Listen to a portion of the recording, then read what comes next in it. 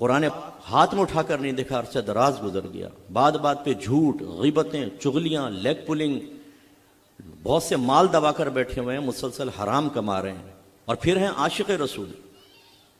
عاشق تو وہ ہوتا ہے جو اپنے محبوب کا ہر حکم مانے، غلام وہ ہوتا ہے جو اپنے آقا کی اطاعت کرے۔ وہ چیز ہماری ختم ہو گئی ہے۔ اس لیے میں چاہتا ہوں تھوڑی سی باتیں آپ میری غور سے سماعت فرما لیں۔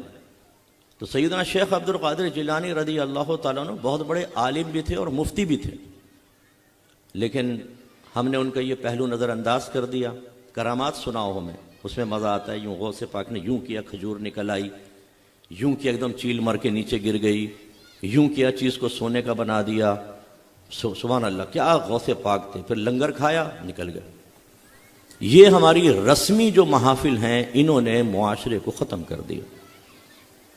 کتنے آپ کے گھر ایسے ہیں جن میں درس قرآن ہوتا ہے، درس حدیث ہوتا ہے، درس فقہ ہوتا ہے، درس سیرت رسول کریم ہوتا ہے، درس تصوف ہوتا ہے جو قرآن و حدیث سے ثابت شدہ تصوف پر مشتمل ہوتا ہے۔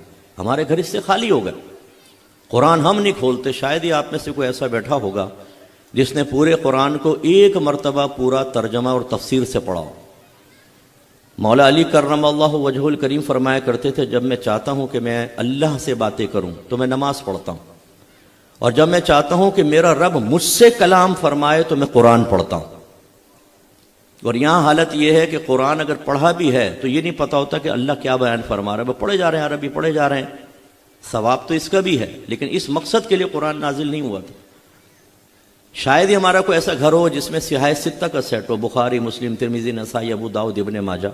اپنے بڑوں کے بارے میں غور کر لیں، پوری زندگی گزر گئی، کبھی بخاری کو ہاتھ میں لے کر نہیں دیکھا انہوں نے، نہ کبھی درس بخاری میں بیٹھے، نہ کبھی بخاری گھر کے اندر رکھی۔ ہیں نبی کریم سے محبت کرنے والے، محبوب کا کلام ہی نہیں ہے گھر کے اندر۔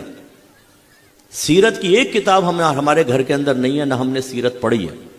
اگر ایک کافر کہنا کہ چلو اپنے نبی کے بچپن کے واقعات بتاؤ، پیدائش کے وقت کیا ہوا، بچپن، پھر لڑکپن، پھر نوجوانی، پھر جوانی، پھر اعلان نبوت، پھر 13 سالہ مکی زندگی، پھر 10 سالہ مدی زندگی، ذرا اپنے نبی کے بارے میں بتاؤ، میں اسلام قبول کروں، میں جانوں آپ کے نبی کیسے تھے۔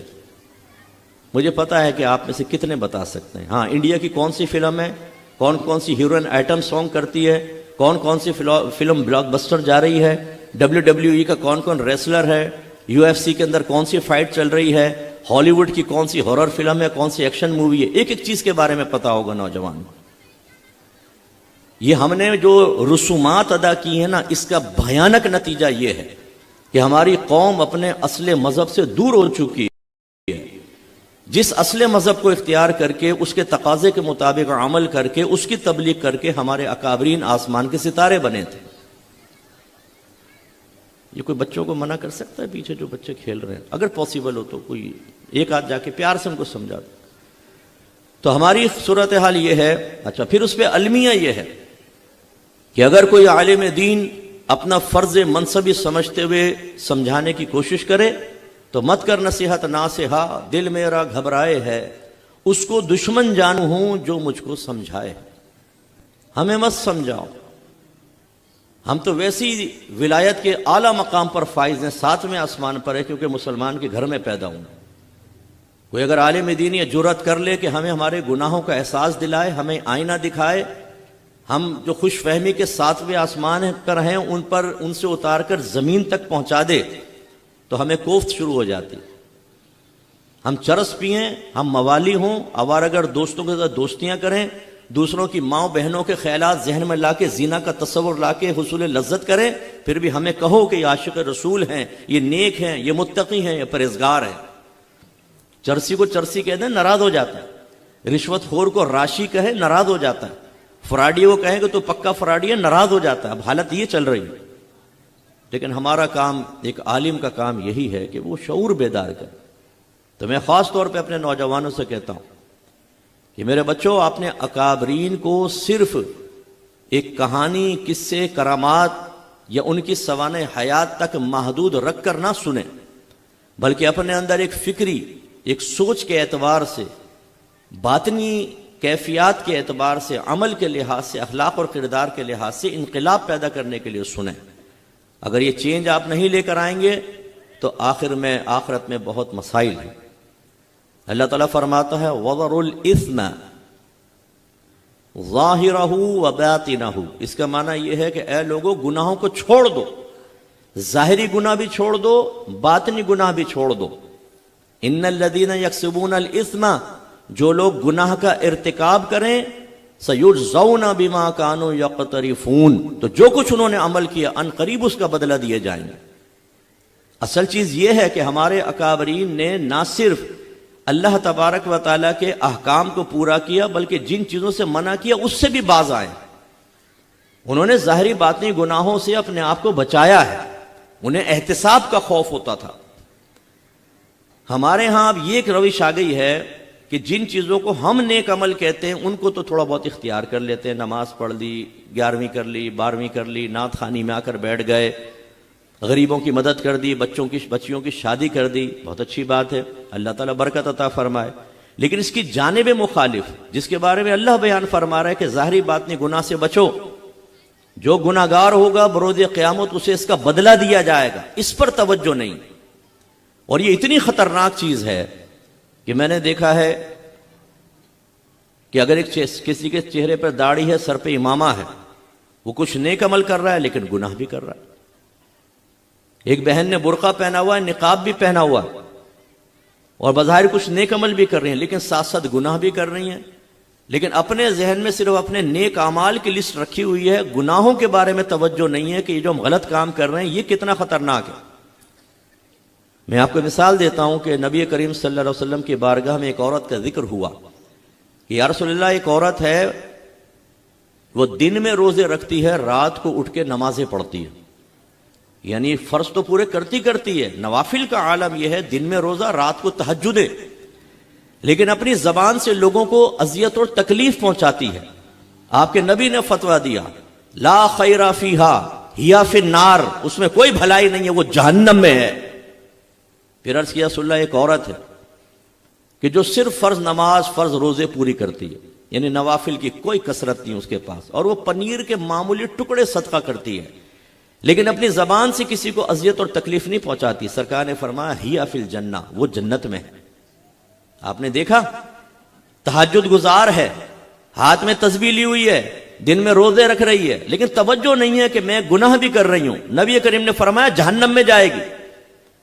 ہمارے حاجی صاحب، بعض حاجی صاحب، ہر ایک نہیں ہوتا، حاجی صاحب حج کر کے آئے، سمجھتے میں تو ہو گیا جنتی، یہ سارے جہنم میں جائیں گے۔ اب حاجی صاحب ماں بہن کی گالیاں بھی بک رہے ہیں، پورے گھر والوں کا ناک میں دم کر رکھا ہے، بہوؤں کے ساتھ، جوان بیٹیوں اور بیٹوں کے ساتھ بیٹھ کر آئٹم سانگ دیکھ رہے ہیں، حضرت ہاتھ میں تسبیح ہے، آنکھیں نہیں ہل رہی، بالکل آئٹم سانگ دیکھ رہے ہیں، آدھے ننگے ناچ۔ حاجی صاحب آپ کو شرم نہیں آتی ہے؟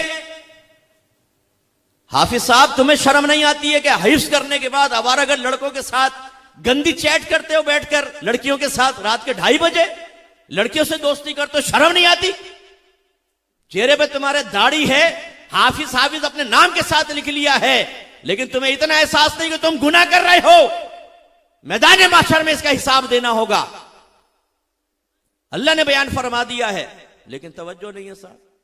کوئی بچیوں کی شادی کر رہے ہیں، غریبوں میں کھانا کھلا دیا، اور مارکیٹ کا پکا فراڈیا وہی ہے، سب سے بڑا پکا، جھوٹ بول بول کے سودا بیچ رہا ہے۔ خود نیک مگر تھوڑا بہت کر بھی رہے ہیں، اپنی اولادوں کو روک رہے ہیں۔ کتنے بچے مجھے ایسے ملے کہ مفتی صاحب میں داڑھی رکھنا چاہتا ہوں، میرے ابا کہتے ہیں ابھی تم جوان ہو، ابھی نہیں رکھو۔ کیوں؟ آپ زیادہ جانتے ہیں کہ آپ کے نبی زیادہ جانتے ہیں؟ آپ کے نبی نے بالغان کو مخاطب کر کے ارشاد فرمایا داڑیاں بڑھاؤ، مجھے چھوٹی کرو، اور یہودیوں کی سی صورت مت بنو۔ آپ کون ہوتے ہیں؟ اگر آپ باپ ہیں تو آپ کو یہ مقام و مرتبہ میرے آقا کے قدموں کی برکت سے ملا ہے، اور آپ اپنی اولاد کو کہتے ہیں کہ نہیں تم داڑھی مت رکھو۔ اگر امتحان کے دن آتے ہیں آپ کہتے ہو نماز بعد میں پڑھ لینا، قضا کر کے پڑھ لینا، پہلے ٹیوشن سینٹر جاؤ۔ اگر اولاد کہتی ہے ہم حلال کمانا چاہتے ہیں، آپ کہتے ہیں تو حلال کمائے گا بھوکا مرے گا، اپنے باپ کی طرح حرام کما۔ یہ آپ کا باپ، یہ باپ، یہ آپ کا کردار ہے؟ یہ اپنے بچوں کو خود جہنم کا راستہ دکھانے والا باپ نجات پائے گا؟ لیکن وہی ذہن کے اندر ہے جی ہم نے تو عمرہ بھی کیا ہوا ہے، ہم تو محفل بھی کروا لیتے ہیں سالانہ، اس میں نعت خوانوں کو بلا دیتے ہیں، ہم تو 12ویں پہ 20 دیگے پکاتے ہیں، محرم میں 6 دیگیں پکتی ہیں ہماری، 9 اور 10 محرم کو گھوٹا لگاتے ہیں اور خود اس میں، او بھائی یہ سارے اعمال منہ پہ مار دیے جائیں گے، کس خوش فہمی کے اندر آپ ہیں؟ آئیے میں سے اور سری حدیث آپ کو سناتا ہوں اسی موضوع کے اوپر، بلکہ پہلے ایک روایت اور سن لیں، خاص طور پر میری بہنیں جو پردے میں رہ کر سن رہی ہیں۔ نبی کریم صلی اللہ علیہ وسلم نے ایک مرتبہ عورتوں کے گروہ سے فرمایا کہ مجھے عورتیں دکھائی گئیں، مجھے جہنم دکھائی گئی تو میں نے ان میں سے اکثر عورتوں کو پایا۔ پھر فرمایا یکفرنا، وہ ناشکری کرتی ہیں۔ تو عورتوں نے پوچھا یا رسول اللہ کیا اللہ تعالیٰ کی ناشکری؟ فرمایا کہ نہیں، اپنے شوہر کی ناشکری، شوہر کی احسان فراموشی۔ پھر سرکار نے فرمایا بعض اوقات ایک مرد اپنی بیوی کے ساتھ عرصہ دراز تک اچھا سلوک کرتا ہے، لیکن پھر وہ اپنے شوہر سے کوئی ناگوار چیز دیکھ لیتی ہے تو کہتی ہے کہ ما رأیتو منکا خیرن قطو، میں نے تجھ سے کبھی کوئی بھلائی دیکھی ہی نہیں، یعنی سارے احسانات کا انکار۔ سرکار نے فرمایا ایسی عورت جہنم میں جائے گی۔ تو کتنے ہم نے حجنوں کو دیکھا ہے، یہاں پہ بھی ہو سکتا ہے کچھ بہنیں بیٹھی ہوں، ناراض ہو جائیں گی ویسے تو، ہاتھ میں تسبیح ہر وقت پڑھ رہی ہیں، تسبیحات، عمرے بھی کیے ہوئے ہیں، حج بھی کیے ہوئے ہیں، غریبوں کے اندر پیسے بھی تقسیم ہو رہے ہیں، گھر میں نیازیں بھی بنائی جا رہی ہیں، غریبوں میں تقسیم ہو رہی ہیں، لیکن اپنے شوہر کے سینے پہ چڑھ کے گفتگو کرتی ہیں، اپنی بچیوں کو سکھاتی ہیں کہ جیسے تمہاری ماں نے تمہارے باپ کی اوقات 2 منٹ کے اندر اتار کے ہاتھ پر رکھی تھی، جب تمہاری شادی ہو تو اپنے داماد کو بھی ایسے پاؤں کی جوتی بنا کر رکھنا، حالانکہ یہ حرام اور گناہ ہے کبیرہ ہے۔ آپ کے نبی نے ارشاد فرمایا کہ اگر میں کسی مخلوق کو سجدہ کرنے کا حکم دیتا تو عورتوں کو حکم دیتا، بیویوں کو حکم دیتا کہ اپنے شوہروں کو سجدہ کریں، اور حالت یہ ہے کہ شوہر کو تو ایسا دو بدو جواب دیتی ہیں اور اتنی بدتمیزیاں کچھ حد نہیں، یہ نہیں دیکھتی کہ نبی کریم نے فرمایا ایسی عورتوں کو میں نے جہنم میں دیکھا ہے۔ کیا وہ عورتیں نمازی نہیں ہوں گی؟ کیا سرکار نے یہ فرمایا کہ کوئی نیک عمل نہیں کر رہی ہوں گی اس وجہ سے جائیں گی؟ نہیں، وہ ہو سکتا ہے نیک اعمال بھی کر رہی ہوں لیکن شوہر کے نافرمانی کی وجہ سے جائیں گے۔ میرے آقا صلی اللہ علیہ وسلم نے فرمایا کہ جو عورت اپنے شوہر سے بغیر کسی وجہ کے طلاق کا مطالبہ کرے وہ بروز قیامت جنت کی خوشبو بھی نہیں پا سکتی۔ بتائیے، اس میں نمازی بھی ہوں گی، تہجد گزار بھی ہوں گی، حجنے بھی ہوں گی، عمرہ کرنے والی بھی ہوں گی، لیکن اگر بغیر کسی شرعی وجہ کے شوہر سے مطالبہ طلاق کیا، سرکار فرماتے ہیں جنت کی خوشبو بھی نہیں پا سکتی۔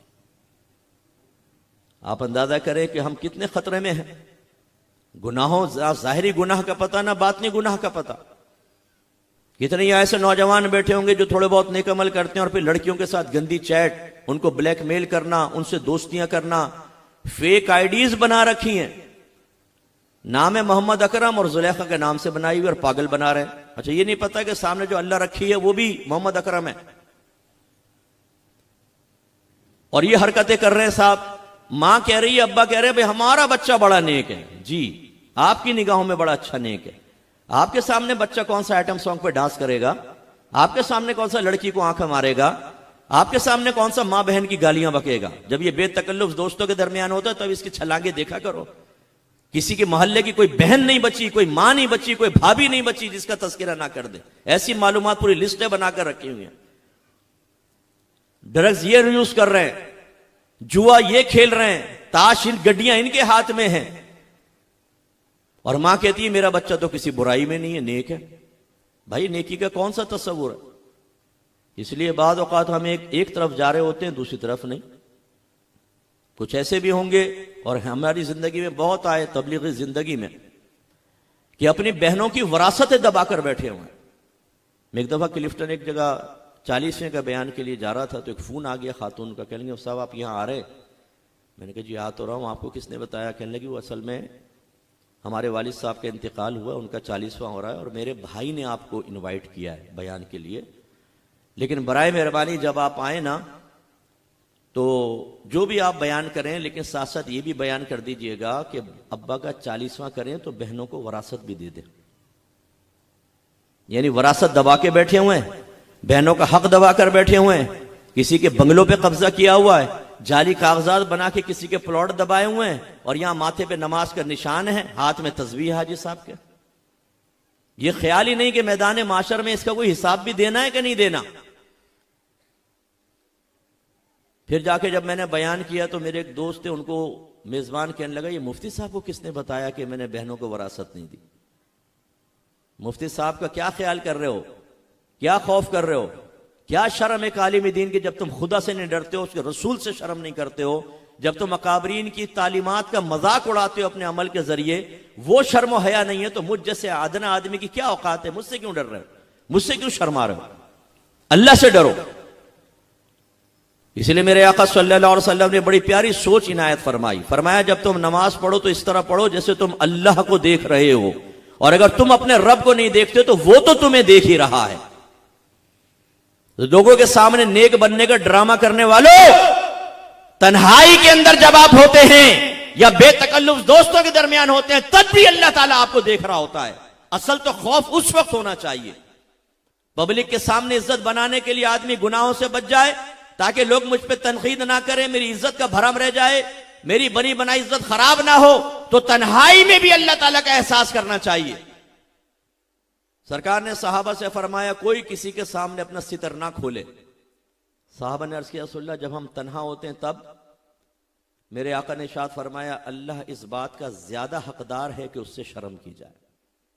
اندازہ کیا آپ نے کہ پبلک کے سامنے اگر تم ستر نہیں کھولو اس وجہ سے کہ پبلک ہے، تو تنہائی میں بدرجہ اعلی نہ کھولو بلا ضرورت، اس لیے کہ تمہارا رب تمہیں دیکھ رہا ہے. اور ہمارے ہاں کتنے شوہر ایسے ہیں جو باہر مسجد کے اندر، اور وہ بڑے معروف ہے صاحب اور عارضی جی میں کتا کمینہ ہوں، اور گھر میں بیوی کے ساتھ بیٹھ کر غیبتیں چغلیاں کر رہے ہیں. مسائل جانتے نہیں ہیں کہ جسمانی تعلق قائم کرنے میں کیا جائز ہے کیا ناجائز ہے، حالت روزہ میں بیوی کے ساتھ کیا جائز ہے کیا ناجائز ہے، کوئی مسئلے نہیں معلوم. تو کتنے سوالات آتے ہیں صاحب یہ ہو گیا اور فلانا ہو گیا اور یہ ہو گیا. بھائی تو مسئلے سیکھو نا. گناہ کا اگر احساس ہوتا تو سب سے پہلے اس کی معرفت بھی حاصل کرتے.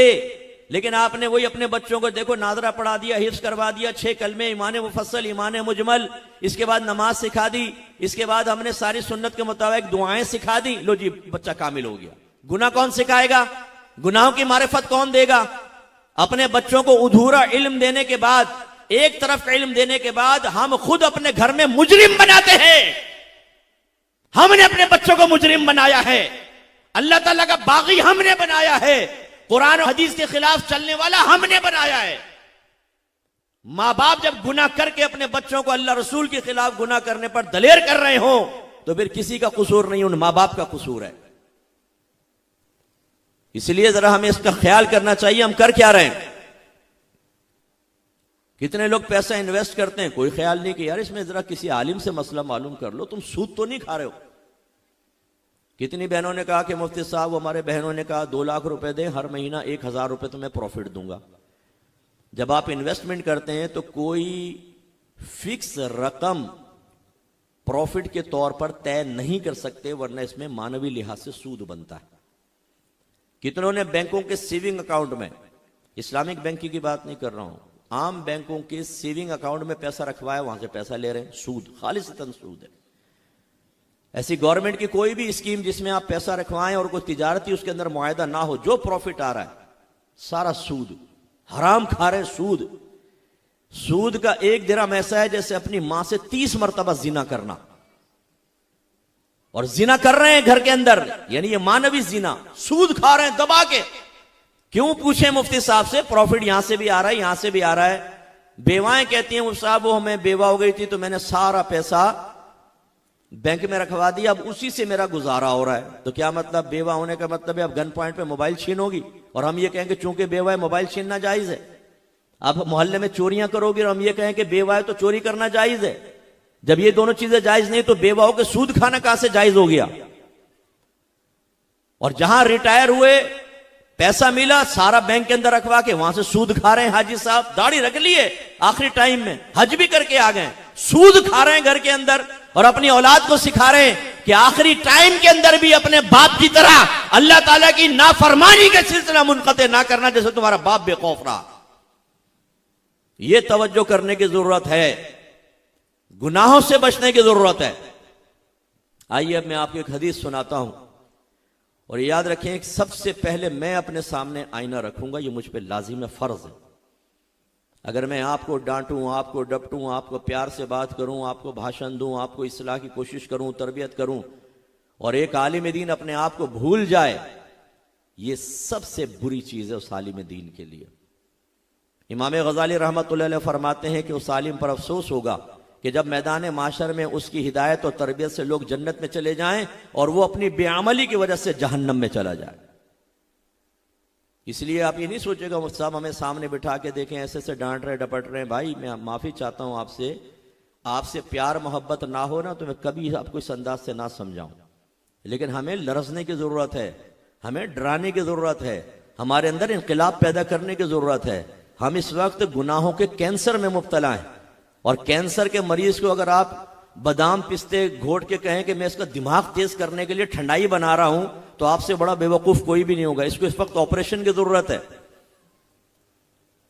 تو اس لیے ہماری بات کی تلخی پر مت جائیے گا، اس کی سچائی پر، ہمارے باطنی صدق کے اوپر توجہ کیجیے گا۔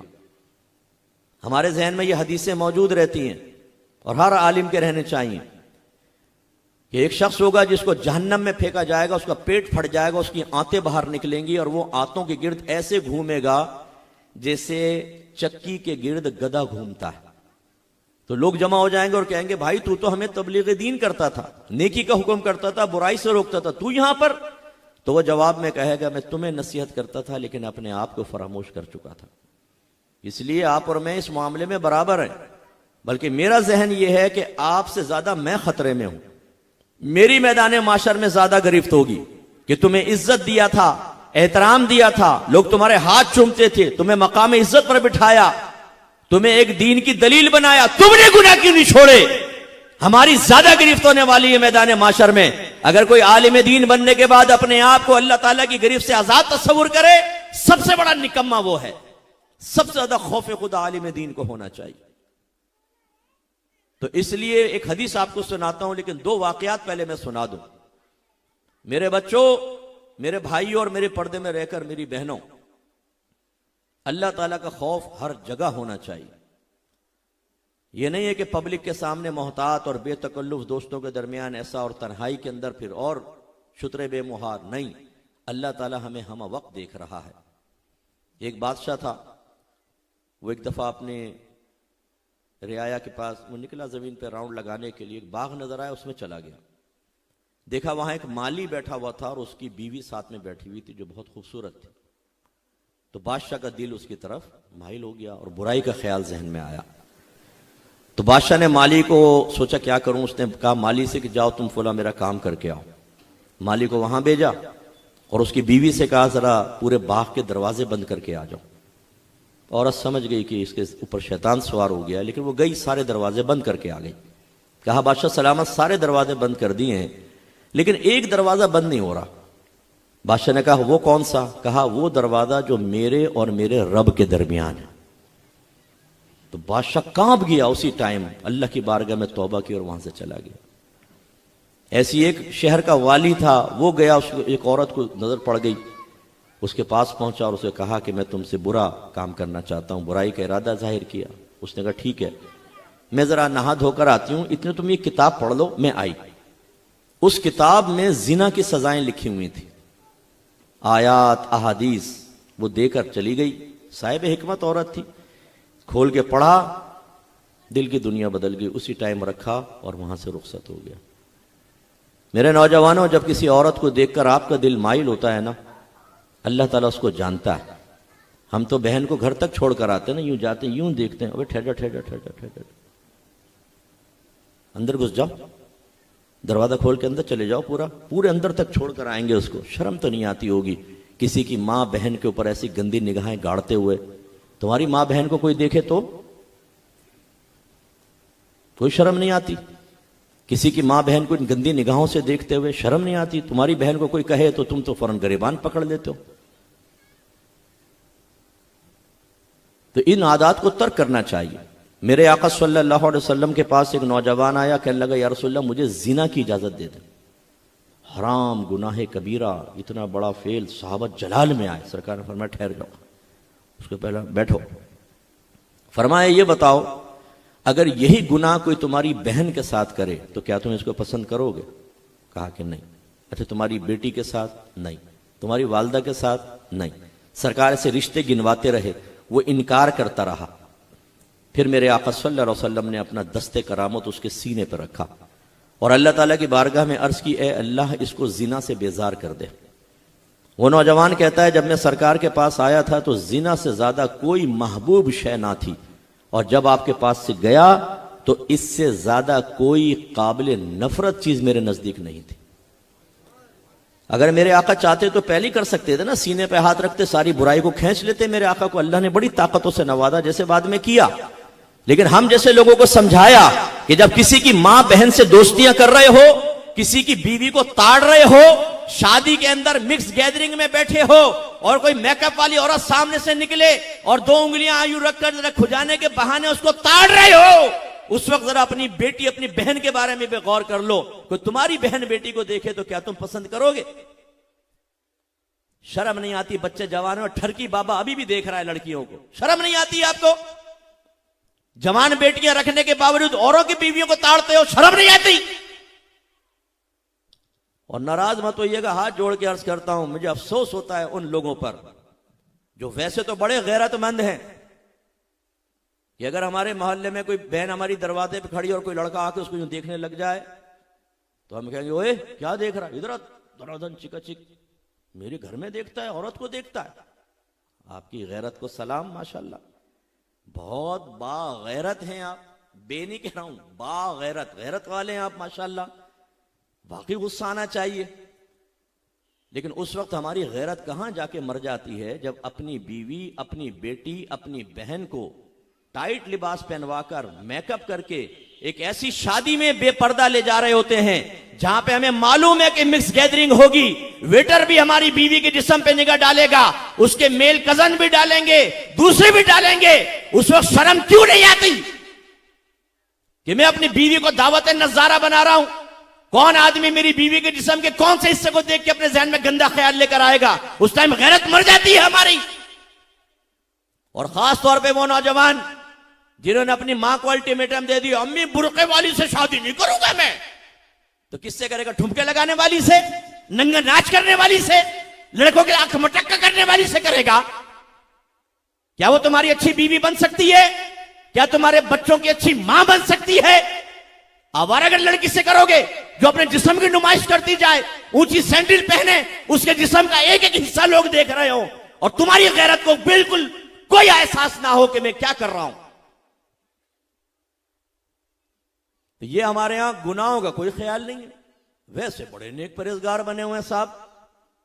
آج ہی احکام شریعت میں کویسچن آیا کہ ہمارے امام صاحب ہیں، ایک تو خشخشی داڑھی ہے، ان کی چھوٹی داڑھی ہے، دوسرا اپنی بیوی کو پردہ نہیں کرواتے۔ میرے آقا نعمت امام اہل سنت رضی اللہ تعالیٰ عنہ نے فرمایا جس امام کی بیوی بے پردہ لوگوں نامحرموں سے مل رہی ہو اور اسے معلوم ہے کہ مل رہی ہو اور پھر بھی وہ منع نہ کرے، وہ دیوس ہے۔ کیا ہے؟ دیوس، دال یا واو تھا، دیوس، جس کا اردو میں ترجمہ ہے بغیرت۔ میں نہیں کہہ رہا ہوں، آپ کے نبی فرما رہے ہیں۔ فرمایا دیوس جہنم میں جائے گا۔ پوچھا گیا دیوس کون ہے؟ فرمایا جو اس بات کی پرواہ نہ کرے کہ میرے گھر میں کون نامحرم آ رہے ہیں کون نہیں آ رہے۔ اور ناراض مت ہوئیے کہ آپ کے گھر میں آپ کی زوجہ کے میل کزنز آتے ہیں، چچا زاد، پھوپھی زاد، مامو زاد، آپ کے کزن آتے ہیں اور آپ اپنی بیویوں کو سامنے بٹھاتے ہیں کہ نہیں تمہیں سامنے بیٹھنا ہوگا، رشتہ دار ہیں ہمارے۔ کیوں؟ تمہاری رشتہ داری بڑی ہے یا اللہ رسول کا فرمان بڑا ہے؟ ذرہ برابر شرم نہیں آتی؟ یعنی اس کا مطلب ہے ہمارا میل کزن آ کے بیوی کو تاڑتا رہے جائز، لیکن غیر مرد دیکھے گا تو آنکھیں نکال دیں گے۔ یہ آپ نے ڈبل اسٹینڈرڈ کیسے بنایا بھائی جان؟ کس نے آپ کو اجازت دی تھی؟ میرے آقا صلی اللہ علیہ وسلم گھر میں داخل ہوئے، اس ٹائم تک ہجڑوں کے سخت احکام نازل نہیں ہوئے تھے، تو وہ ہجڑا گھر میں کچھ خواتین کو کہہ رہا تھا کہ وہ غسان کا جو بادشاہ ہے اس کی بیٹی ایسی ہے کہ جب چلتی ہے تو سامنے سے 4 بل پڑتے ہیں اور پیچھے سے دیکھو تو 8 بل پڑتے ہیں، یعنی وہ جسم کے اوصاف ذکر کر رہا تھا۔ اس طرح کی بات سرکار نے سن لی، فرمایا آئندہ کبھی گھر میں داخل نہ ہو۔ ایک ہجڑے کو دیکھا کہ وہ صحابہ کیس لے کر آیا، رسول اللہ یہ ہجڑا ہاتھ میں مہندی لگاتا ہے. سرکار نے فرمایا اس کو جلا وطن کر دو، مدینے سے باہر نکال دو. عرض کیا رسول اللہ اس کو قتل نہ کر دیں؟ کیا پوچھا صحابہ نے، کیا اس کو قتل نہ کر دیں؟ یہ عورتوں کے ساتھ مشابہت اختیار کرتا ہے. یاد رکھیں کہ مردوں کے حق میں ہجڑا عورت کے حکم میں آپ نہیں دیکھ سکتے. یہ جتنے فٹ پاتھ پہ آ کے نا تالیاں بجاتے اور آپ ادھر تو ادھر بات سنی، حرام ہے آپ کا دیکھنا ان ہجڑوں کو. اور عورت کے حق میں وہ مرد کے حکم میں ہے، اور جب مرد کے حکم میں ہے تو مرد کے لیے مہندی لگانا حرام ہے. سرکار نے فرمایا باہر نکالو مدینے سے اس کو. اور صحابہ نے کہا رسول اللہ اجازت دیں، اسی گردن اڑا دیتے ہیں. آپ کے مدینے کے اندر ایسے حرکتیں کر رہا ہے، عورتوں سے مشابہت، اور یہاں ہمارے نوجوان پونی باندھی ہوئی ہے پیچھے. دور سے دیکھے تو لگتا ہے کوئی لڑکی آدمی نگاہ بچا کے نکلتا ہے، قریب سے گزرتا ہے تو مردانہ آواز آتی ہے کہ احمد ہوں میں. کانوں میں بندے پہن رہے ہیں، لپسٹک لگا لو، چوڑیاں میں دے دیتا ہوں وہ بھی پہن لو، اور لگاؤ ٹھمکے، اور لپسٹک بھی دلوا دیتا ہوں تمہیں اگر اتنی عورت بننے کا شوق ہے تو. اللہ نے مرد بنایا ہے لیکن مجال ہے جو مردوں والی کوئی کام کرے. حالانکہ میرے آقا صلی اللہ علیہ وسلم نے ارشاد فرمایا کہ جو مرد عورتوں سے مشابہت اختیار کرے اور جو عورت مردوں سے مشابہت اختیار کرے اس پر اللہ کی لعنت ہوتی ہے. اور ہم اپنے گھر کے اندر یہ بے حیائی کا ماحول بنا رہے ہیں. میں آخری حدیث سنا کے بیان ختم کرتا ہوں. میرے آقا نے صحابہ سے پوچھا اے صحابہ یہ بتاؤ کہ مفلس کون ہوتا ہے؟ کنگال، مفلس ہم تو یہ کہتے ہیں. وہی صحابہ نے جواب دیا یا رسول اللہ ہم تو مفلس اسے کہتے ہیں جس کے پاس دینار یا کوئی سامان وغیرہ درہم سامان نہ ہو. میرے آقا صلی اللہ علیہ وسلم نے فرمایا لیکن میری امت کا مفلس وہ ہوگا جو بروز قیامت نماز، روزہ، زکوٰۃ لے کر آئے گا. استعارتاً 3 اعمال ذکر کیے، یعنی بہت سارے نیک اعمال لائے گا. لیکن سرکار نے فرمایا وہ اس حال میں آئے گا قد شتم ھذا، اس نے کسی کو گالی بکی ہوگی، وقذف ھذا، کسی پر زنا کی تہمت لگائی ہوگی، واکل مال ھذا، کسی کا مال کھایا ہوگا، وسفک دم ھذا، اس نے کسی کو قتل کیا ہوگا، وضرب ھذا، اور کسی کو مارا ہوگا. میرے آقا فرماتے ہیں وہ لوگ آگے آئیں گے، کچھ اس کی کچھ نیکیاں یہ لے جائے گا، کچھ یہ لے جائے گا، کچھ یہ لے جائے گا، حتیٰ کہ اس کے نام اعمال میں کوئی نیکی باقی نہیں رہے گی. سرکار فرماتے ہیں پھر ان کی برائیاں اس کے نام اعمال میں ڈال کر اسے جہنم میں پھینک دیا جائے گا. تو اگر میں یہ کہوں تو ناراض کوئی بھی نہ ہو، میں اپنے آپ کو بھی مخاطب کر رہا ہوں. جتنے بھی عالم ہیں، جتنے مفتی ہیں، جتنے پیر ہیں، جتنے حافظ ہیں، جتنے نعت خوان ہیں، جتنے قاری حضرات ہیں، جتنے داڑھی والے ہیں، جتنے برقع والیاں ہیں، جتنے حاجی صاحبان ہیں، جتنے غریبوں کو کھانا کھلانے والے ہیں، جتنے 12ویں منانے والے ہیں، 11ویں منانے والے ہیں، نعت خوانیوں کا انعقاد کرنے والے ہیں، ہم سب کو اپنا احتساب کرتے ہوئے سوچنا چاہیے کہ ایسا نہ ہو کہ یہ پہاڑوں کے برابر نیکیاں میدان معاشر میں لے کر جائیں. کسی کو گالیاں بکی ہوں ماں بہن کی، کسی کے منہ پر تماچے مارے ہوں، کسی کے گھونسے مار کے دانت توڑے ہوں، کسی کا مال دبا کر بیٹھے ہوئے ہیں رشوت کی شکل میں، سود کی شکل میں، جھوٹ بول کر اپنا عیبناک مال بیچنے کی شکل میں، امانتیں دبا لینے کی شکل میں، کسی پر زنا کی جھوٹی تہمت لگائی ہو اور کسی کو مارا پیٹا ہو. یاد رکھیں یوں نیکیاں نکل جائیں گی، یوں. اس سے آپ اندازہ کریں اپنی نیکیوں پہ اترانا کتنا خطرناک ہے. بعض لوگ کہتے ہیں جی ہم نے الحمدللہ 7 حج کیے ہیں اور 40 کے قریب عمرے کیے ہیں. پہلی بات تو یہ کہ سنا کہ دنیا میں تم نے کیش کر لیا سارا. جب تم حج کر کے آتے ہو، عمرہ کر کے آتے ہو، کوئی پھولوں کا ہار نہ ڈالے تو تم تو ناراض ہو جاتے ہو اس سے. جو تمہیں ایئرپورٹ کے اوپر ریسیو کرنے کے لیے نہ آئے تو تم اس سے بات کرنا چھوڑ دیتے ہو، اس سے میل ملاپ چھوڑ دیتے ہو. اس کا مطلب ہے حج اور عمرہ تو تم پہلے بیچ چکے ہو. جس نے ریاکاری کا علم نہ سیکھا ہو وہ تو سارا یہاں بیچ دیتا ہے. میں نعت خوانوں کا منکر نہیں ہوں، بالکل نہ نعت خوانی کا، سنی ہوں الحمدللہ. نعت خوانی ہماری رگوں کے اندر رچی بسی ہے، لیکن پیشہ ور نعت خوانوں نے جس ریاکارانہ طریقے سے نبی کے نام کو بیچا ہے اور ہماری اسٹیج کو طوائف خانے کی طرح بنا دیا ہے کہ یوں کھڑے ہو کے پیسہ لٹاتے ہیں اس کے اوپر، اور وہ صاحب رم جم رم جم رم جم رم جم رم جم رم جم رم جم رم جم منگتا میں منگتا منگتا میں منگتا، ڈھولک کی طرح گاؤ شاباش، منگتا میں منگتا منگتا میں منگتا منگتا میں منگتا. اور ہمارے جاہل اسی کی آواز کے اوپر منگتا منگتا منگتا منگتا منگتا منگتا، یہ نعتیں تم نے اپنی نعت خوانیوں کا خود بدلہ لے لیا ہے، تمہیں پیسہ مل چکا ہے، اگر تمہیں پیسہ نہ ملے تم ایک نعت خوانی کے اندر شرکت نہ کرو، اور یہ سمجھتے ہو کہ ہمیں بروز قیامت نبی کریم سینے سے لگا لیں گے۔ میں کوئی آخرت کے بارے میں حکم تو جاری نہیں کر سکتا ہوں، نہ علم غیب ہے، نہ میں اللہ رسول پہ حکم جاری کر سکتا ہوں، لیکن اسی اللہ رسول کی تعلیم کو بنیاد بنا کر میں کہہ رہا ہوں کہ جو ریاکار ہوگا، جو اپنے نیک عمل سے دنیا میں ہی بدلہ لے لے گا، میدان معاشر میں نہ صرف ثواب ضائع ہوگا بلکہ حدیث کے مطابق منہ کے بل گھسیٹ کے جہنم میں پھینکا جائے گا۔ ٹائم کم ہے اس لیے میں وہ حدیث نہیں سنا رہا ریاکاری والی، اس لیے ان لوگوں سے متاثر ہونے کی بالکل ضرورت نہیں۔ علماء کا ادب کریں، ان کا احترام کریں، آپ بھی اپنا فراڈ چھوڑ دیں، ڈرامے چھوڑیں۔ جی ہم تو نبی کریم کی محبت میں آ کے بیٹھے ہیں، نہیں میں نہیں مانتا، میں اس کا ثبوت دیتا ہوں آپ کو۔ ہر ایک کے اوپر باطن پہ حکم بھی نہیں لگا سکتا، لیکن جو میرا مشاہدہ ہے عرصہ دراز کا میں اس کو ذکر کر رہا ہوں، فیصلہ آپ بھی کر لیجئے گا۔ کسی بڑے نعت خان کا پوسٹر لگائیں، پبلک دیکھیں، بہت ساری ہوگی، ہزاروں کی تعداد میں ہوگی، لیکن جب اس کی نعت کا ٹائم آنے لگے تو اعلان ہو جائے بڑی معذرت چاہتے ہیں وہ فلاں صاحب نہیں آئیں گے، وہ بیچارے بیمار ہو گئے، ایکسیڈنٹ ہو گیا ہے، اس لیے یہ علاقائی ایک نعت خان ہے مفتی اکمل، اسی کی سن لیں آپ۔ میں مائک سنبھالوں گا، آدھے سے زیادہ مجمع خالی ہو جائے گا۔ کیوں تم نبی کے لیے آئے تھے یا گراریاں سننے کے لیے آئے تھے؟ پیشاور نعت خان کو دیکھنے کے لیے آئے تھے کہ کس کرتب کے ساتھ وہ نعتیں پیش کرتا ہے اور تمہاری جیبیں خالی کرواتا ہے؟ حاجی صاحب کی پسند کے 2 شعر، سردار صاحب کے 2 شعر، پیر صاحب کے 2 شعر، وڈیرا صاحب کی پسند کے 2 شعر، گھر سے بہن نے فرمائش بھیجی ہے 2 شعر۔ کبھی یہ سنا ہے مکئی والے کی پسند کے 2 شعر، چوکی دار کے پسند کے 2 شعر، یہ بھٹا بیچنے والے کے 2؟ نہیں، یہ تمہاری پسند کو ہے، جہاں سے کچھ ملے گا اس کی پسند کے شعر ہوں گے بابا۔ اور اسی طریقے سے اگر ہماری نعت خوانیوں سے میں اکثر کہتا ہوں 4 چیزیں نکال دو، پھر آپ کا عشق رسول کا امتحان میں لوں گا۔ ایک، بڑے نعت خان کو نہ بلاؤ، مشہور آرٹسٹ نعت خان کو نہ بلاؤ۔ نمبر 2، ایکو ساؤنڈ نہیں ہوگا اس میں۔ نمبر 3، عمرے کے ٹکٹ نہیں ہوں گے۔ اور نمبر 4، لنگر نہیں ہوگا۔ پھر دیکھو لاکھوں کی پبلک کیسے آتی ہے تمہارے۔ کر کے دیکھ لیجئے گا، ایک دفعہ اعلان کر کے دیکھیے گا، پوسٹر میں بڑا بڑا لکھ دیجئے گا 4 چیزیں نہیں ہوں گی، آئیے اللہ کے نام پر، رسول کے نام پر، چند بچے بیٹھے ہوں گے بس۔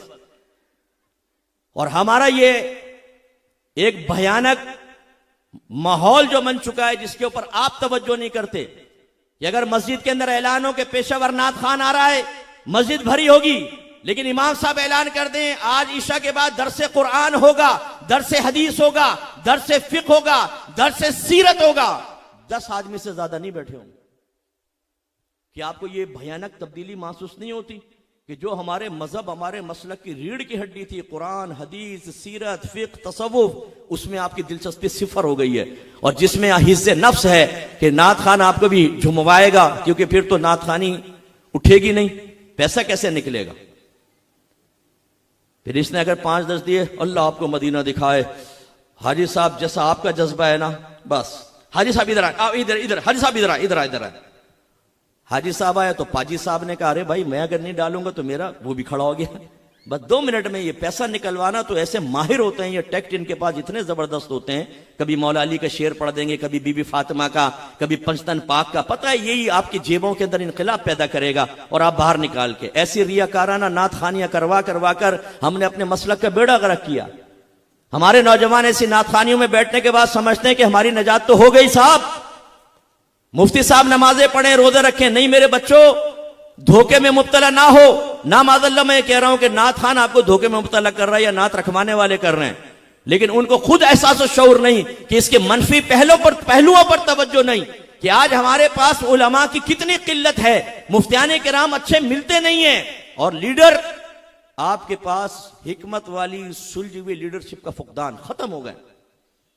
جتنے بڑے بڑے ہیں دیکھ لیں 70 سے ابو نظر آئیں گے آپ کو، ان قریب آپ ان کی وفات کی خبر سنیں گے۔ ہو سکتا ہے آپ اور میں پہلے چلے جائیں، بچہ چلا جائے، کوئی تو موت کا نہیں پتا، لیکن جو میرے آقا نے فرمایا کہ میری امت کی اوسط عمر 60 سے 70 سال کے درمیان ہوگی، اس کے اعتبار سے دیکھیں یہ سب بڑے جانے والے ہیں، اور ان کی جگہ لینے والا کوئی بھی نہیں ہے۔ اور ہم نے اپنی قوم کو نعت خوانیوں میں لگایا ہوا ہے. نعت خوان کی چاپلوسی کرو، اس کے پاؤں دباؤ، اسے لنگر دو، اس کو پیسے دو، 1.5 لاکھ 2 لاکھ، اس سے آپ کا مسلک چلے گا. اور یہ ہم خرابیاں کر رہے ہیں. اسی لیے ہمارے نوجوانوں کو گناہوں کا کوئی شعور نہیں ہے. پوچھ لیں گناہگار نوجوان سے، پوچھیں بے نمازی سے، نعت خوانی میں بیٹھے گا، 11ویں کرتا ہوگا، 9 اور 10 محرم کو دیگوں کے اندر گھوٹے لگا رہا ہوگا سارا، حق یا علی یا حسین یا حسین، وہ دبا کے صاحب صبح تک گھوٹے لگا رہا ہے. اور جب فجر کی نماز کا ٹائم ہے، میرا کھچڑا نکال دینا، سادہ جا کے سو گئے حضرت.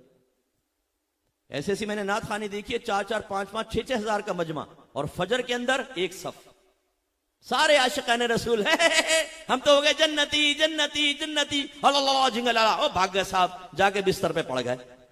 حضرت عمر فاروق رضی اللہ تعالیٰ عنہ نے ارشاد فرمایا، ایک دفعہ آپ فجر کی نماز کے بعد دیکھا کرتے تھے کون آیا کون نہیں. ایک نوجوان غائب، آپ گھر پہنچ گئے، دروازہ بجایا، والدہ باہر آئیں، کہا بیٹا آج فجر میں نہیں تھا. کہنے لگی حضور ساری رات نوافل پڑھتا رہا، صبح آنکھ لگ گئی تھی، اس لیے جماعت میں حاضر نہ ہو سکا. ساری رات فٹ پاتھ پہ نہیں بیٹھا تھا، تاش کی گڈی نہیں تھی، فیس بک پہ لڑکیوں سے چیٹ نہیں کر رہا تھا، وہ نوافل پڑھ رہا تھا. لیکن عمر فاروق رضی اللہ تعالیٰ عنہ نے فرمایا، اگر تیرا بیٹا ساری رات سوتا رہتا لیکن فجر ہمارے ساتھ جماعت کے ساتھ پڑھتا تو اس کا یہ جماعت سے نماز پڑھنا اس کی ساری رات کی عبادت سے بہتر تھا. یہ آپ کی خوش فہمیاں آپ کے منہ پہ مار دی جائیں گی کہ ہم ساری رات نبی کریم کا ذکر کرتے رہے. خود نبی کریم یہ فرمائیں گے کہ تم میرے نام کا ذکر کرتے رہے لیکن میرا حکم نہیں مانا. کیوں نہیں مانا؟ یہ میں نے آیت شروع میں آپ کو سنا دی، تلک حدود اللہ، تمام احکام اللہ کی باؤنڈریز ہیں، لیمیٹیشنز ہیں، انہیں کراس مت کرو، ان کے اندر رہو. جو ایسا کرے گا، وَمَن يُطِعِ اللَّهَ وَرَسُولَهُ، جو اللہ تعالیٰ اس کے رسول کی اطاعت کرے، يُدْخِلْهُ جَنَّاتٍ تَجْرِي مِن تَحْتِهَا الْأَنْهَارُ خَالِدِينَ فِيهَا، تو اللہ تعالیٰ اس کو جنت میں ایسے باغات میں داخل کرے گا جن کے نیچے نہریں جاری ہیں. وَذَلِكَ الْفَوْزُ الْعَظِيمُ، اور یہ بہت بڑی کامیابی ہے.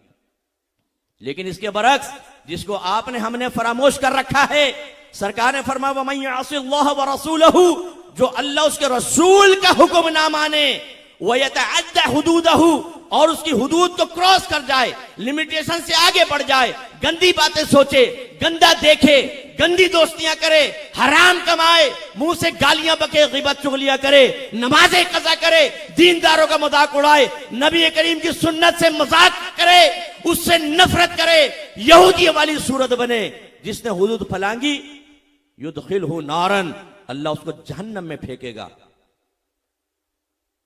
خالدن فیہا، وہ اس میں ہمیشہ رہے گا، وَلَهُ عَذَابٌ مُّہِینٌ، اور اس کے لیے ذلیل کر دینے والا عذاب ہے. میرے بچوں ہمت کرو. میں نے پہلے کہا کہ میری باتوں کی تلخی پہ مت جائیے گا، میری باتوں کی حقیقت کی طرف آئیں. اس رسموں کو آپ ترک کریں. نعت خوانیوں میں جانا منع نہیں ہے، جائیں، لیکن سب سے پہلے آپ کو یہ دیکھنا ہوگا سب سے اوپر فرض ہوتا ہے، پھر واجب، پھر سنت موقدہ، پھر غیر موقدہ، پھر مستحب. سب سے لاسٹ درجہ مستحب کا ہوتا ہے نگاہ شرع میں. اور یہ نعت خوانیاں مستحب، 11ویں مستحب، 12ویں مستحب، جلوس مستحب، ذکر الہی مستحب. اس کا مطلب یہ وہ چیزیں ہیں کہ آپ کریں گے اچھی نیت کے ساتھ، دائرہ شریعت میں ثواب ملے گا، انکار نہیں، اور میں منع بھی نہیں کر رہا ہوں. لیکن سوچ اور فکر والی بات یہ ہے، ڈرا دینے والی بات یہ کہ فرض کہاں ہے، واجب کہاں ہے، سنت موقدہ کہاں ہے، اور پھر اس کا جسٹ اپوزٹ حرام، مکروہ تحریمی، اطاعت، مکروہ تنزیہ، خلاف اولا. حرام کہاں ہے، مکروہ تحریمی سے کون بچ رہا ہے؟ کیا آپ کو پتا ہے کہ کون کون سی چیزیں فرض ہیں، کیا واجب، کیا سنت موقدہ، اور اس طرف حرام کیا کیا ہے؟ مکروہ تحریمی، اطاعت. جب تک معرفت ہی نہیں ہوگی تو حدود اللہ کا خیال کیسے کریں گے؟ اور نہیں کریں گے تو جو آپ نیک عمل کر رہے ہیں اس کے ساتھ اگر گناہ ہوتے رہے، خصوصاً حقوق العباد کی تلفی، تو میدان معاشر میں ہو سکتا ہے کہ پہاڑوں کے برابر نیکیاں یوں نکل جائیں نام اعمال سے اور آدمی کو جہنم میں ڈال دیا جائے. اس لیے میں گزارش کرتا ہوں آج کے بیان کو غنیمت سمجھیں، اپنے میزبان کا شکریہ ادا کریں. میں بھی شکریہ ادا کرتا ہوں کہ آپ کو ایک بات سننے کا موقع فراہم کیا. آخر میں بس کچھ دعوت دے کے اپنا بیان ختم کروں گا. نمبر 1، آپ فرض علوم کورس کریں، یہ انتہائی ضروری ہے. ایک مسلمان گھرانے میں پیدا ہو جانے سے سب علوم حاصل نہیں ہوتے. ڈاکٹر کے گھر میں پیدا ہونے والا بچہ کیا پیدائشی ڈاکٹر ہوگا؟ انجینئر کے گھر میں پیدا ہونے والا انجینئر ہوتا ہے؟ نہیں، اس کو پوری تعلیم حاصل کرنی ہوتی ہے تب اس کو ڈگری ملتی ہے. ایسے مسلمان گھرانے میں پیدا ہوئے فرض علوم سیکھنا لازم ہے. اس لیے فرمایا، سرکار ارشاد فرماتے ہیں طلب العلم فریضۃ علی کل مسلم، علم کا حاصل کرنا ہر عاقل بالغ مسلمان مرد و عورت پر لازم ہے. اس میں عقیدہ ہوتا ہے، احکام شرعیہ عملیہ اور صغیرہ کبیرہ ظاہری باطنی گناہ. تفصیل میں نہیں جاتا، ٹائم زیادہ ہو گیا ہے. یہ فرض علوم آپ کو سیکھنے ہیں. کہیں پہ بھی کوئی علماء کروا رہے ہوں ان سے آپ کر سکتے ہیں، ورنہ اگر چاہیں میرا نمبر لے لیجئے گا، کہیں اور نہ ملے تو ورنہ قریبی علماء کو آپ موقع دیں، اور میں یہی پسند کرتا ہوں. ورنہ اگر نہ ملے تو میرا نمبر لے لیں، میں آن لائن آپ کو ٹیچر کا انتظام کر دوں گا. مردوں کے لیے مرد، عورتوں کے لیے عورت. اردو میں پڑھنا ہے، اردو میں انگلش میں پڑھنا ہے، میں آپ کو انگلش ٹیچر پرووائڈ کر دوں گا. ماشاءاللہ میرے دونوں بڑے بیٹے عالم ہیں اور وہ انگلش میں پڑھاتے ہیں کیونکہ ان کی اسپیکنگ پاور بہت اچھی ہے. تو باہر کے بہت سارے بچے بچے اس وقت پڑھ رہے ہیں علم دین. تو آپ یہ فرض علوم کورس پورا کریں، یہ ضرور کریں، ورنہ آپ کو گناہوں کی معرفت حاصل نہیں ہوگی. آپ کچھ عمل کو اچھا سمجھ کے کرتے رہیں گے اور اس کے جانب مخالف آپ کے اعمال کو تباہ کر دے گی. دوسری چیز جو ہے، ایک دفعہ پورا قرآن ترجمہ اور تفسیر سے ضرور پڑھیں یا سنیں. اگر مناسب سمجھیں یوٹیوب پہ جائیے گا، لکھیے گا تدبر قرآن. وہ میری تفسیر ہے، میں نے کیو ٹی وی میں 3 سال میں ریکارڈ کی تھی، کافی پہلے جب میری کالی داڑھی تھی بالکل. میں چونکہ عوامی آدمی ہوں، ہر آیت سے ایک عوام کو کس چیز کی ضرورت ہے، عقیدہ، تربیت، اصلاح، شرعی احکام، میں نے سب پہ توجہ کی ہے. روزانہ ایک پروگرام سن لیں، آپ بھی سنیں، گھر والوں کو سنوا لیں. 18 منٹ کا ہوگا، اگر لمبا لگے 2 دن میں تقسیم کر لیں، 9 منٹ کر کے بند کر دیں، پھر اگلے دن وہ آگے 9 منٹ سن لیں. انشاءاللہ آپ 1 مہینہ سنیں، آپ کہیں گے بہت قرآن کا فیض جاری ہوا. دوسرا، حدیث کی طرف آئیں، یہ آپ کے نبی کا کلام ہے. تو اس کے لیے بھی اگر آپ چاہیں تو آپ یوٹیوب پہ جائیں، لکھیے گا درس بخاری بائی مفتی اکمل. یہ پروگرام تقریباً 13واں 14واں سال میں کیو ٹی وی میں ریکارڈ کر رہا ہوں، ابھی چل رہا ہے. شروع سے دیکھیں، حدیث نمبر 1 سنیں، ترجمہ اس کا، اور جو شرح کی بس بند کر دیجئے گا. یہ پروگرام بھی 18 منٹ کا ہوتا ہے لیکن آپ وہی ایک حدیث بس چاہے 5 منٹ میں ختم ہو، بند کر دیجئے گا. انشاءاللہ بہت سیکھنے کو ملے گا. اگلے دن یہیں سے آگے کر لیجئے گا. ایک دفعہ کم از کم یہ پورا سن لیں. اتنے لوگوں نے سنا ہے ماشاءاللہ باہر کے لوگوں نے، اور وہ دعائیں دیتے ہیں. صرف تحدیث نعمت کے طور پر عرض کرتا ہوں کہ مجھے باہر کے میں جگہ نہیں بتاتا. ایک ہندو لڑکی تھی، اس کو ڈائیورس ہوئی تو وہ کینیڈا شفٹ ہو گئی. پھر اس نے تدبر قرآن سنی از خود، تو اس کا ذہن پھر الحمدللہ مسلمان ہونے کی طرف آیا. اس نے کسی طرح مجھ سے رسائی حاصل کی. اس نے کہا مجھے کچھ ڈاؤٹس ہیں، اگر آپ مجھے اس کا جواب دے دیں تو پھر میں مسلمان ہونے کی طرف آؤں گی. اللہ کا بڑا کرم ہے، اللہ نے علم دیا ہے تو ہم اس کے ڈاؤٹس ختم کرنے میں کامیاب ہو گئے. یہ بھی ذرا آپ لوگ سوچیں، کافر اگر آپ سے آ کر کہتا ہے نا مجھے مسلمان ہونا ہے تو ہم بغلیں جھانکنا شروع کر دیتے ہیں. یہی نہیں پتا کہ اپنے اسلام میں کسی کو داخل کیسے کرنا ہے. ناراض مت ہوئیے گا، میں آپ کی کم علمی کا احساس نہیں دلا رہا ہوں، احساس سے ذمہ داری کے فقدان کی طرف اشارہ کر رہا ہوں. اپنے دین کو حقیر اور معمولی سمجھ کے جس طرح آپ نے پس پش پھینکا ہوا ہے نا، کہ جب آپ کو نظر آتا ہے ماں باپ بیوی بچے صحت پیسہ کمانا میرا مکان میری گاڑی، اس کے علاوہ کچھ سوچنے کے لیے تیار نہیں، خدا را کچھ دین کو بھی اہمیت دیں، اس کا بھی حق ہوتا ہے. وہ لڑکی مطمئن ہوئی. اس کے بعد اس نے جو قریبی امام صاحب تھے وہ اگر مجھے کہتی تو میں اس کو کلمہ پڑھاتا، لیکن بہرحال وہ ان کے ذریعے مسلمان ہوئی. لیکن یہ میری ذمہ داری تھی، میں نے اس کو کہا کہ صرف مسلمان ہو جانا کافی نہیں ہے آپ کے لیے، آپ کو ہماری اکیڈمی سے آن لائن کورس کرنا چاہیے. وہ تیار ہوئی ماشاءاللہ. اب ہماری ایک عالمہ پڑھا رہی ہے، وہ اتنی پکی مسلمان ہو چکی ہے کچھ امتحان ہے ماشاءاللہ. تو اس لیے یہ درس بخاری بھی دیکھیں. تیسرا، احکام سیکھیں. اس کے لیے بھی آپ یوٹیوب پہ جائیں، لکھیے گا احکام شریعت by Mufti Akmal. Us programme کو الحمدللہ رب العالمین کمنگ مارچ کو 23 سال کمپلیٹ ہوں گے. کتنے؟ 23 سال. آپ خوبصورت ترین لڑکی بٹھا دیں، 6 مہینے بعد لوگ کہتے ہیں بدلو، ہمیں پسند نہیں آ رہی، اب نئی لڑکی لے کر آؤ. سہمائی کے پروگرام ہوتے ہیں یا ششمائی کے ہوتے ہیں، یا انتہائی چھچوری حرکت کرنے کے بعد ہی وہ کامیاب ہوتی ہیں، وہ 2-3 سال چل جاتی ہیں ورنہ نہیں چلتے. اور یہ داڑھی والا امامہ سر پر اور دین سکھا رہے ہیں، لیکن 23 سال ہو گئے. اس کا مطلب لوگ سیکھ رہے ہیں نا کچھ نہ کچھ. اور فقہ جیسا خشک موضوع ملینز کے اعتبار سے اس کی ویورشپ ہے، ملینز کے اعتبار سے. اللہ کا بڑا کرم ہے. لیکن اگر آپ اس کو نہیں سنیں گے تو اس میں میرا تو کوئی نقصان نہیں، آپ کا نقصان۔ یوٹیوب پہ جائیں، احکام شریعت لکھیں، پروگرام آ جائے، ویسے لمبا ہوتا ہے 39 منٹس کا، آپ پورا نہ سنیں، 10 منٹس سن کے بند کر دیں، پھر 10 منٹس، پھر 10 منٹس، 3 دن میں پروگرام کر لیں پورا۔ انشاءاللہ جدید ترین مسئلے آپ کو سیکھنے کو ملیں گے، جو آپ کے گھر کے مسائل ہیں، روز مرہ کے مسائل، جیسے ابھی میں نے کچھ احکام بیان کیا۔ اس کے علاوہ ایک سیرت کی کتاب بیٹا اپنے گھر میں رکھیں۔ ایک نوجوان سے کسی نے پوچھا تیری ماں کا نام کیا ہے؟ اس نے کہا مجھے نہیں پتا۔ باپ کا نام کیا ہے؟ یہ بھی نہیں معلوم۔ بھائی بہن ہیں؟ ہاں ہیں۔ بھائی بہنوں کا نام بتا، وہ بھی نہیں پتا۔ شادی شدہ ہو؟ ہاں۔ بیوی کا نام کیا ہے؟ معلوم نہیں۔ بچے ہیں؟ ہاں ہیں تو صحیح، کیا کیا نام ہے وہ بھی نہیں پتا۔ میں نے اپنے ڈرائیور سے پوچھا تیرے کتنے بچے ہیں؟ کہیں گے 3 بیٹے ہیں۔ میں نے کہا نام بتا، 2 کے بتائے، تیسرے کا میں بھول گیا۔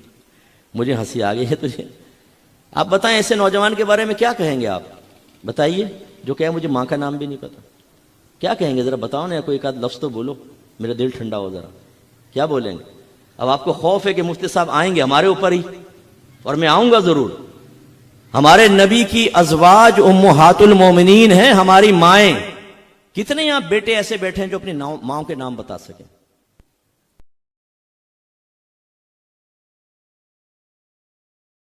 یہ حالت ہے ہماری۔ اور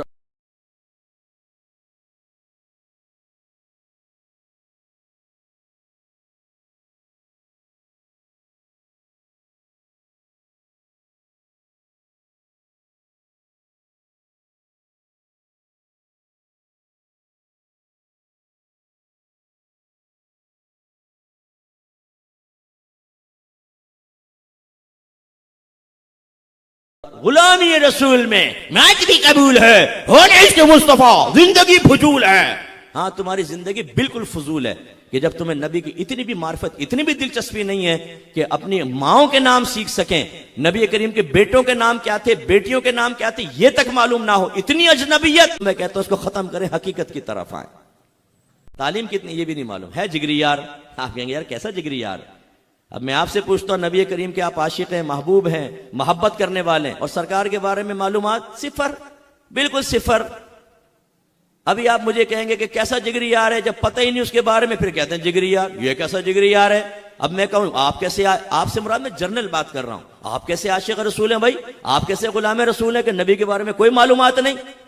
اور انہی نوجوانوں سے پتہ کر لو، بلکہ جو شادی شدہ بیٹے ان سے پوچھ لو کہ انڈیا کی کون سی ہیروئن کا ڈانس سب سے بہتر ہے، فلانا کا کون سی فلم چل رہی ہے، سارے معلوم ہے۔ یہ ہماری جو بہنیں پردے میں رہ کے سن رہی ہیں، ایک ایک ڈرامہ دیکھتی ہیں، یہ ایک ایک ڈرامہ، اور فتنہ پھیلایا ہوا ہے گھر کے اندر ان ڈراموں سے ٹیکنیک سیکھ کر۔ ہماری بچیاں ان ڈراموں کو دیکھتی ہیں اپنی ماؤں کے ساتھ بیٹھ کر، اور اس میں گندی محبت کے واقعات دکھائے جا رہے ہوتے ہیں۔ بچیوں کے اندر شیطان پروان چڑھ رہا ہوتا ہے، اور ماں کو اتنی پرواہ نہیں ہوتی کہ باہر نکل کر اگر یہ پریکٹیکل کر لے گی تو کیا ہوگا۔ بھائی کو اتنی شرم نہیں ہوتی کہ بہنوں کو منع کرے، باپ کو اتنی شرم نہیں ہوتی کہ بچیوں سے کہے تم یہ گندی محبت کے واقعات دیکھ رہے ہو، لڑکا کبھی گھر میں گھس رہا ہے، کبھی لڑکی کے ہاتھ پکڑ کے بھاگ رہا ہے، یہ واقعات دیکھنے چاہیے ہمیں گھروں کے اندر۔ تو اس لیے سیرت کی کتاب رکھیں، مدارج النبوت، شیخ عبدالحق محدث دہلوی رحمۃ اللہ علیہ کی بیسٹ بک ہے، یہ رکھیں۔ تصوف کے قریب آئیں، اس کے لیے میری کتاب لیں آپ، قرب الہی، بیسٹ بک ہے اس دور کی۔ بچوں نوجوانوں میں آپ سے گزارش کرتا ہوں، اپنے بھائی کی بات مان لیں، مجھے بڑا سمجھتے ہیں، میری بات مانیں، یہ خرید لیں، قرب الہی۔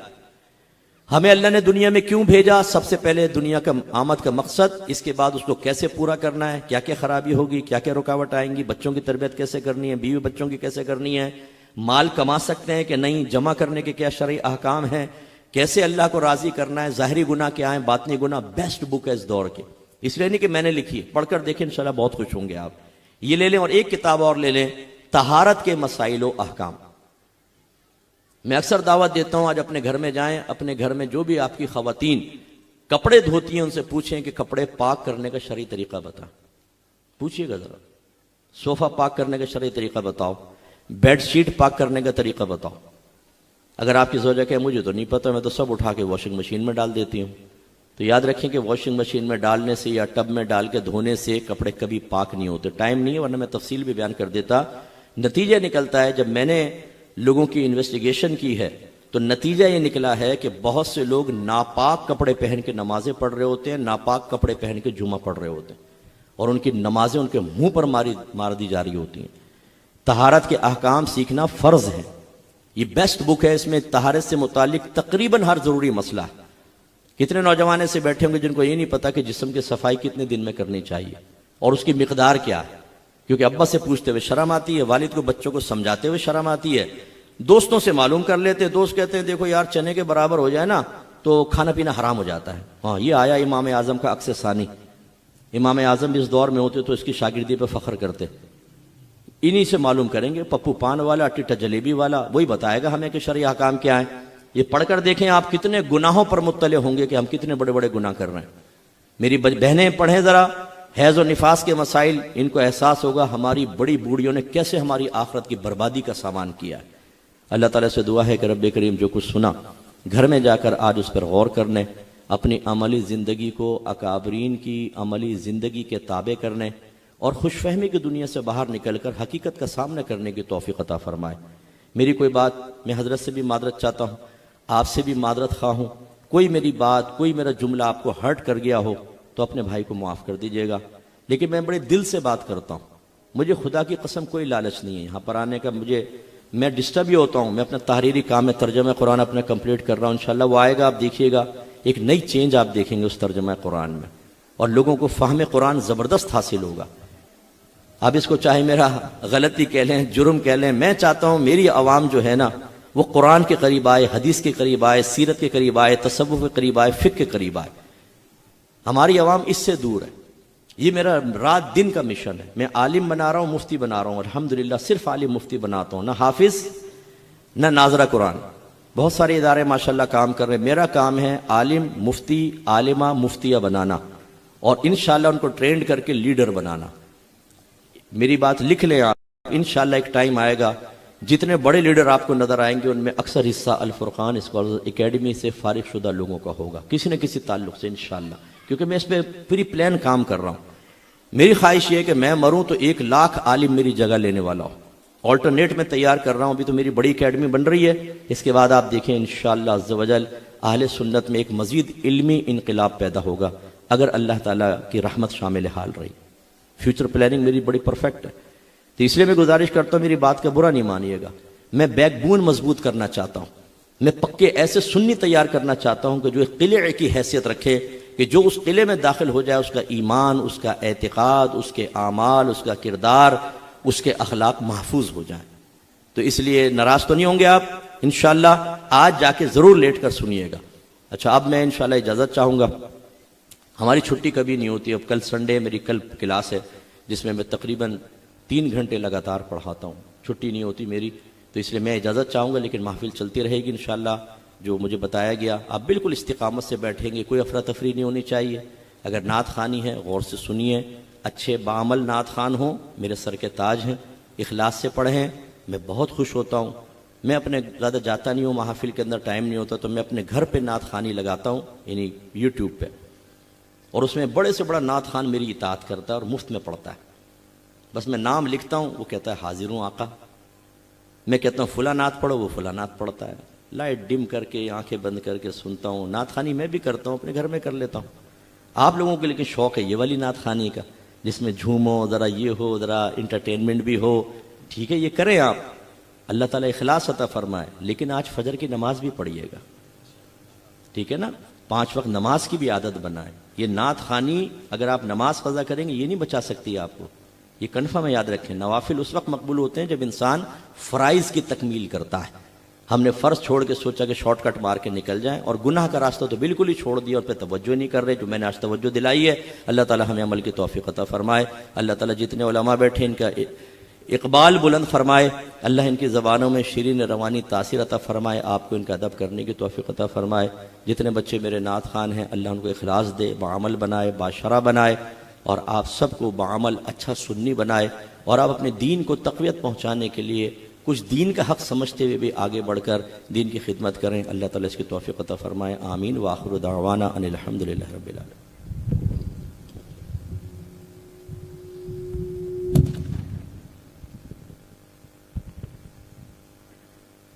نعرہ تکبیر، نعرہ رسالت، نعرہ رسالت، نعرہ تحقیق، نعرہ حیدری، نعرہ غوثیہ، فیض رضا، علماء اہل سنت زندہ باد۔ استاذ العلماء پیر طریقت رہبر شریعت قبلہ حضرت علامہ مولانا مفتی محمد اکمل قادری مدنی دامت برکاتہم عالیہ خطاب فرما رہے تھے۔ اسٹیج پر ماشاءاللہ آپ دیکھ رہے ہیں کہ علماء تشریف فرما ہیں اور عالم اسلام کے مشہور و معروف عالم دین و نعت خواں قبلہ حضرت علامہ مولانا مفتی محمد بلال قادری اویسی دامت برکاتہم عالیہ تشریف فرما ہو چکے ہیں۔ میں قبلہ مفتی صاحب کو خوش آمدید کہوں گا، ویلکم کروں گا۔ حضرت علامہ مولانا محمد عزیر مدنی قادری دامت برکاتہم عالیہ تشریف فرما ہوئے، حضرت کو خوش آمدید کہوں گا۔ قبلہ حضرت علامہ مولانا سید اسد شاہ قادری دامت برکاتہم عالیہ تشریف فرما ہے۔ الحمدللہ علماء یہاں تشریف فرما ہے، ایک گلدستہ علماء کا سجا ہوا ہے، تو ان علماء کا دیدار کریں اور ہاتھ بلند کر کے بولیں سبحان اللہ۔ بچوں ذرا ہاتھ بلند کر کے بولو نا سبحان اللہ۔ نعرہ تکبیر، نعرہ تکبیر، نعرہ تکبیر، نعرہ رسالت، نعرہ رسالت۔ بھئی توجہ ادھر رکھیں، توجہ ادھر رکھیں۔ نعرہ رسالت، تاجدار ختم نبوت۔ یہ محفلیں سجاتے ہیں 12ویں اور 11ویں کی۔ 12ویں کی محفل سجتی ہے اور 11ویں کی محفل سجتی ہے، پورا سال عاشقان رسول حضور کے ذکر کے محفل سجاتے ہیں۔ بزم غلامان مصطفیٰ ہر سال محفل سجاتی ہے، اللہ ان کی نسلوں کو سجا دے، ان کے اس علاقے میں رہنے والے ہر عاشق کو سجا دے، مولا سلامت رکھے میلاد منانے والوں کو۔ ایک مرتبہ ہاتھوں کو بلند کر کے بولے نعرہ تکبیر۔